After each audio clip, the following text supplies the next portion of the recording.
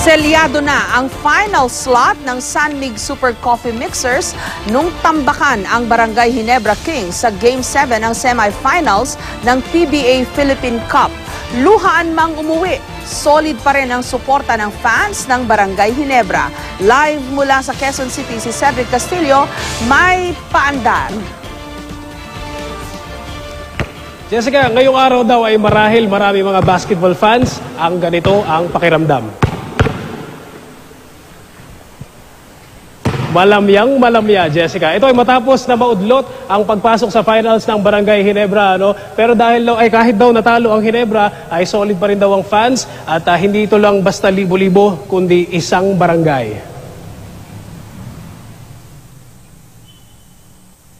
Kahit pa-5 piso kada panalo, pwede na rin daw basta't makabawi kahit papaano. Hindi sa court, kundi sa pool table na lang. Tila ibinuhos ni Real ang pagkabugnot matapos malaglagan ng 500 pisong pusta para sa kanyang manok, ang Barangay Ginebra. Tambak, nakakadismaya. Mahirap na tapusin panood. Hindi mo na tinapos? Di na. Sa score na 110-87, napaaga ang bakasyon ng Barangay Ginebra matapos masungkit ng San Mig Super Coffee ang knockout game kagabi sa semifinals ng PBA. Tutok man sa unang 3 quarters ng laro, nilubayan na raw ni Real ang TV, hindi pa man nangangalahati ang 4th quarter. Bumalik na ako, nakala ko nahabol na. Bumalik ako nung mga last 3. Wala rin talaga, tambak na eh.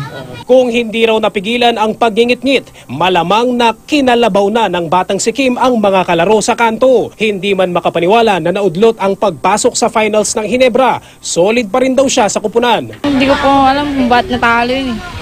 Babawi yan? Oo, babawi yan sila. Pinagbigyan niya lang yung San Mig kasi nakakaawa daw eh. Para naman kay Mang Edsel, dekada na ang itinatagal ng pagkapanatiko niya sa iisang kupunan. Paniwala niya, maraming mapupulot ang bagong henerasyon sa Ginebrang sinubaybayan niya noon. Ang Ginebra talaga noon, talagang bakbakan. Mawawala ba ang fans ng Ginebra? Pabawasan lang din mawawala. Bakit sa tingin niyo? Kasi solid talaga eh. Iba't ibang henerasyon at higit pa sa puwersa ng isang Coliseum.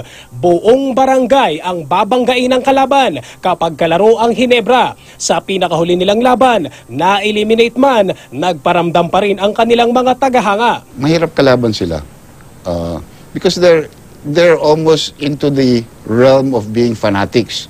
But then at that time, medyo mas magulo kaysa ngayon.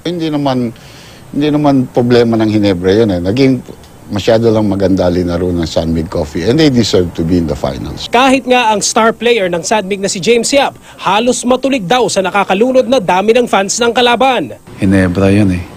Kumbaga, kung sa crowd, 70-30. 30 kami, 70 yung mga fans nila. Ang dami. Kung anong init ng laban sa harap pa lang ng telebisyon, paano pa nga kaya kung nasa gitna ka na ng libu-libong nagkakantsawan? Sa usaping ito, ang barangay may kakayanan daw magdikta sa tempo ng laro. Nayayanig ang Coliseum, whether it be Araneta, Mawa, wherever you are. So the emotion, pati kayo, you feel the pressure kung kayo kalaban. Kung kayo naman ang playing for the team, siyempre, adrenaline mo flowing dahil yung crowd sumisigaw na talagang pati for me, I really feel, pati yung referees nahihirapan dyan. Tapos na raw ang kabanatang ito para sa kanilang mga idolo. Pero sa pagsisimula ng isa na namang conference sa Marso, hindi lang ang kupunan, kundi kasama na ang buong barangay, gagaod para matabunan ang hangover na dulot ng pagkatalo. Ginebra pa rin po. Marami talaga, parang mga bubuyog na maingay.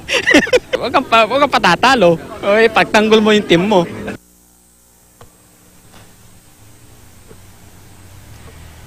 Jessica, sabi pa ni Mr. Andy Howe, napaka-special at napakasakit daw lalo nitong pagkatalo ng Ginebra San Miguel. Dahil bukod sa finals yung naudlot sa kanila, ay umabot pa ng Game 7 itong serye.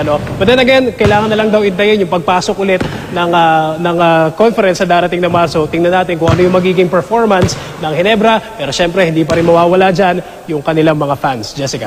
Pero sa tanda ko, Cedric, ang laro ng Ginebra laging ganyan eh. Laging dun sa dulong-dulo mabubuhayan sila ng loob.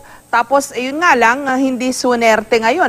Pero nakakapagtaka dyan, kasi kung ilang season ng PBA ang nagdaan, matahimik yung Barangay Ginebra, biglang ngayon, na-realize natin, abay, andyan pa rin pala sila. Talagang hindi sila nawawala. Tama yun, Jessica. Sinabi ni Mr.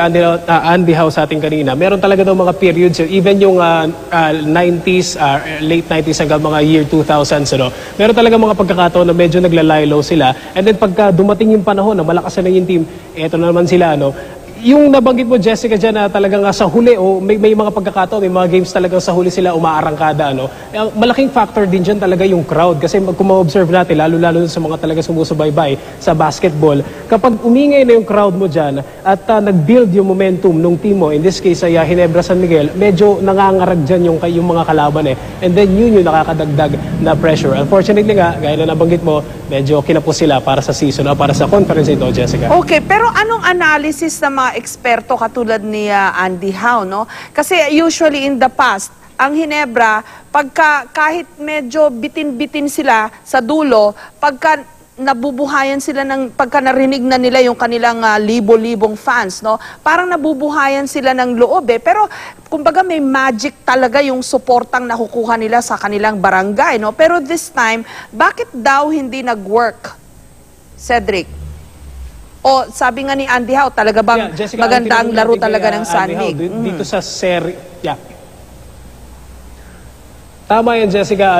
Bukod doon sa serye at saka yung last game nung serye last night, wala daw problema, wala daw maling ginawa ang Ginebra. And in fact, wala rin hindi daw kinulang yung pag-cheer ng kanilang mga fans. It's just that, kung hindi ako nagkakamali, 30 points kay James Yap yung ginawa nila and 7 3-pointers.